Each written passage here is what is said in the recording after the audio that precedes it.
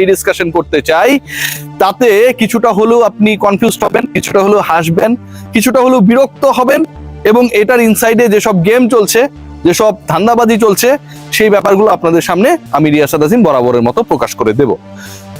Bangladesh premier league BPL বিসিবির flagship tournament, flagship programme, এবং এই প্রোগ্রামটা যতবারই আয়োজিত হয়েছে 12th এডিশনের অপেক্ষা প্রতিবারই কোনো না কোনো বিতর্ক ছিল। বাট এবারের আসর নিয়ে বিতর্ক হবে, আলোচনা হবে, সমালোচনা হবে, কাদা ছোড়াছড়ি হবে, নোংরামি হবে, ডার্টি গেম প্লে হবে, সেটা আমরা বিশ্বাস করতে চাইনি। কারণ আমিনুল ইসলাম বুলবুল ভাই যত সমালোচনাই করি না কেন, দিন শেষে তার একটা ফ্রেশ ইমেজের জায়গা রয়েছে। আইসিসিতে কাজ করেছেন, ডেডিকেটেড সোল, অনেক জায়গায় ম্যানেজারিয়াল কাজ করতে গিয়ে হয়তো কিছুটা হলেও হোঁচট খেয়েছেন, আটকে গেছেন, বাধা পেয়েছেন, কিন্তু সেই ট্রাস্টের জায়গাটা সবসময় আমাদের ছিল। কিন্তু আপকামিং বিপিএল নিয়ে যে মহানাটক হতে যাচ্ছে, সেই নাটকটা সবকিছুকে হার মানায়। যতটুকু খবর রয়েছে যে ধরেন আমি একটা ফ্র্যাঞ্চাইজির ওনার হইতেই পারি, অথবা মিস্টার ক একটা ফ্র্যাঞ্চাইজির ওনার, সেটা হতেই পারে, মিস্টার এস একটা ফ্র্যাঞ্চাইজির ওনার হতেই পারে, একই ওনার 3-4টা ফ্র্যাঞ্চাইজিতে ইনভেস্ট করছে এবং সেটার আপনি কোনো প্রমাণ পাবেন না। সেই ইনভেস্টমেন্ট নিয়ে এখন এতটা নিজেদের মধ্যে নেগোশিয়েবল সিচুয়েশন ক্রিয়েট হয়েছে যে বিপিএল এ, যেই বিপিএল 5 দলের বলে আমরা জানি, সেই BPL is going to be a tournament of 6 team. 6 দলের বিপিএল নাকি হতে যাচ্ছে। নতুন আলোচনা, নতুন আপডেট, সব দিক থেকে এটা সবাই শুনেছে, সবাই জানে।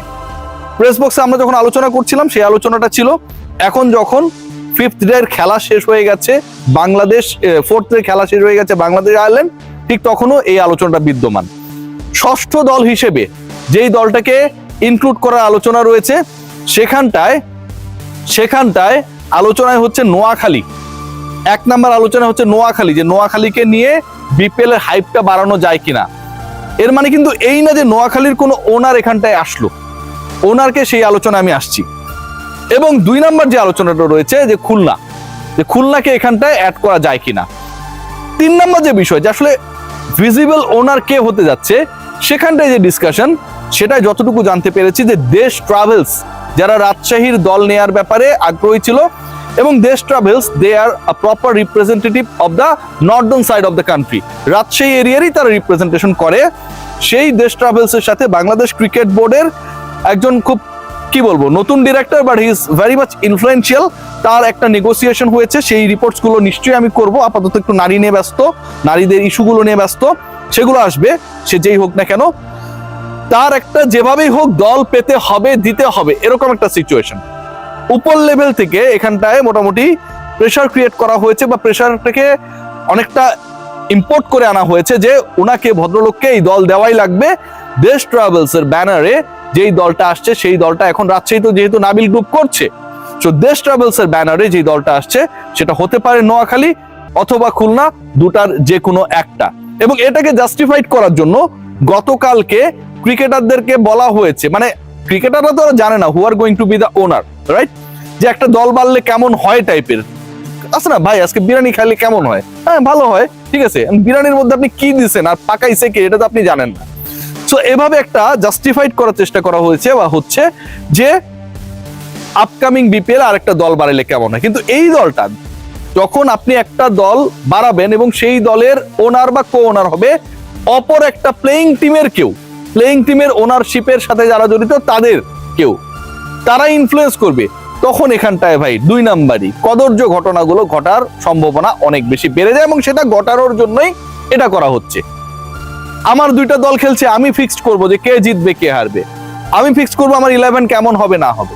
আইপিএল, বিপিএল, সিপিএল, এই যে বিভিন্ন এলগুলো রয়েছে, এগুলোর সাথে যারা জড়িত ওনারশিপে, দে আর ভেরি মাচ ইনফ্লুয়েন্সিয়াল, এবং টিম তাদের মতো করেই হবে। সো আপকামিং বিপিএল আমার কাছে মনে হয় এটা একটা বড় ধরনের সেটব্যাক হতে যাচ্ছে। এর থেকেও ভয়াবহ তথ্য আপনাদের সাথে আমি একটু শেয়ার করতে চাই, সেটা হচ্ছে বিপিএল গভর্নিং বডি বা গভর্নিং কাউন্সিলের ব্যাপারে আপনারা সবাই জানেন। The news I have till now, সেই গভর্নিং বডি বা গভর্নিং কাউন্সিলে যারা রয়েছেন তাদের প্রভাব নেই বললেই চলে। Aminul Islam Bulbul is playing a very dummy role. Aminul Islam বুলবুলের এখানে কোনো ইফেক্টিভ রোল নেই, তিনি গভর্নিং কাউন্সিলের চেয়ারম্যান। রিয়েলি আমিনুল ইসলাম বুলবুলের এখানটায় কোনো ধরনের ইফেক্টিভ রোল নেই, though he is the governing council chairman. এবং একই সাথে এখানটায় মেম্বার সেক্রেটারি হিসেবে যিনি রয়েছেন, যতটুকু শোনা যায় আকাশে বাতাসে, ডানে বামে, মাটিতে, অন্তরিক্ষে, তাতে তারও কোনো ভূমিকা খুব বেশি নেই। So who is the main mastermind, godfather for arranging the upcoming BPL, for ensuring the number of teams? কে সে? এটা একটা বড় প্রশ্ন, এবং এই সংক্রান্ত আলোচনাগুলো, ডিসকাশনস গুলো খুব দ্রুত আপনাদের সামনে আমি নিয়ে আসবো।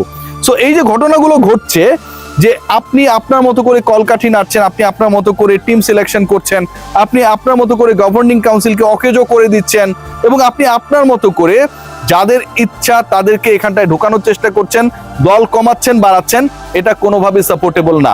নাম্বার 2, যেই ফ্র্যাঞ্চাইজিগুলো টপ 5 হিসেবে তাদের শুরুতে ফ্র্যাঞ্চাইজি ফির টাকা দিতে পারে নাই, অথবা যার কাছ থেকে অ্যাকসেপ্ট করা হয় নাই, আপনি কি নতুন কাউকে অ্যাড করতে পারেন কিনা? যদি আপনি সেটা পারেন, যদি সেটা আপনি করেন, তাহলে খুলনার মাইন্ডটিকেও আপনাকে সুযোগ দেওয়া উচিত। আমি এটা এক্সাম্পল দিচ্ছি, সবার জন্যই তো এটা সমান হওয়া উচিত, কিন্তু আপনি সেটা করছেন না। কিন্তু দেশ ট্রাভেলসের সাথে বাংলাদেশ ক্রিকেট বোর্ডের নতুন একজন ডাইরেক্টরের ভয়াবহ রকমের সক্ষতার কারণে ইউ আর এনকারেজিং দেম একটা টিম নেওয়ার জন্য, যারা বিট করেছিল to get the Rajshahi team, সেটাও আরেকটা ডাইরেক্টরের। সেখানটায় না গিয়ে আপনি যে সুযোগটা করে দিচ্ছেন যে আমার ডাইরেক্টরের টিম মানে টিম পাবে, অন্য কারো টিম হলে পাবে না, এটা কিন্তু ভয়াবহ একটা ঘটনা। চট্টগ্রাম নিয়ে একটু আপডেট জানাতে চাই। তারা যখন ফেইল করেছে টাকা দিতে এবং চট্টগ্রাম থাকছে না, এরকম একটা ডিসকাশন হচ্ছিল, ঠিক এর পরের ঘটনা যেটা, এখানটায় নাকি অনেকেই, মানে এই চট্টগ্রামকে কেন বিপিএল এ রাখা যাবে না বা রাখলে ঝামেলা, এই সংক্রান্ত ডিসকাশনস গুলো হচ্ছিল, সেখানটায়ও নাকি ইনফ্লুয়েন্স করার চেষ্টা করা হয়েছে। সেখানটাও চট্টগ্রামে কি যেন একটা ফাইবার কেবল অপটিক কি যেন একটা আছে, ছোটবেলায় পড়তাম এগুলা বিজ্ঞানে, এরকম একটা কোম্পানির মালিক, যাদেরকে আমরা কেউ দেখি না, এবং যেখানটায় মিস্টার এ কে আপনারা সবাই জানেন, আমি বলবো পরবর্তীতে, তিনিও জড়িত। সেরকম একটা দলের ফেভারে যখন বাংলাদেশ ক্রিকেট বোর্ডের টপ অথরিটি, বাংলাদেশ ক্রিকেট বোর্ডের ইনফ্লুয়েন্সিয়াল ব্যক্তিবর্গ ইনভলভ হয়, বাংলাদেশ ক্রিকেট বোর্ডের ইনফ্লুয়েন্সিয়াল ব্যক্তিবর্গ যেভাবেই হোক না কেন চট্টগ্রাম টাকা দিতে পারুক আর না পারুক তাদেরকে রাখার জন্য ইনফ্লুয়েন্স করে, তখন এর পেছনে কি কারণ বিদ্যমান সেটা জানার অধিকার সবার রয়েছে। চট্টগ্রামকে থাকা নিয়ে কোনো সমস্যা নেই, অবশ্যই চট্টগ্রামের মানুষ খেলা দেখবে, চট্টগ্রামের ফ্র্যাঞ্চাইজি হবে, কিন্তু যারা অযোগ্য আপনি তাদেরকে রাখার চেষ্টা করবেন কেন? যেই মানুষটা অযোগ্য আপনি যদি তাকে যোগ্য বানানোর চেষ্টা করেন, তার মানে এখানে ভিতরে কোনো একটা ঝামেলা রয়েছে। যদি একই মানুষ যদি 2-3টা দলে ইনভেস্ট করে, আন্ডারহ্যান্ড ডিলিংস গুলো যদি এভাবে হয়, তাহলে নিশ্চয়ই এখানটায় কোনো ভিন্ন উদ্দেশ্য রয়েছে। সেই উদ্দেশ্যগুলো চরিতার্থ করার জন্য বাংলাদেশ ক্রিকেট বোর্ডের ভেতরের কেউ যখন সহযোগিতা করে, ডেফিনেটলি ইনফ্লুয়েন্স করার চেষ্টা করে, এর থেকে দুঃখজনক কোনো কিছু হয় না। So wait and see what is actually the scenario. Definitely BPL নিয়ে আমি যেহেতু ইনভলভ হয়েছি, নিউজগুলো সামনে আসবে। আপনারা সবাই ভালো থাকবেন।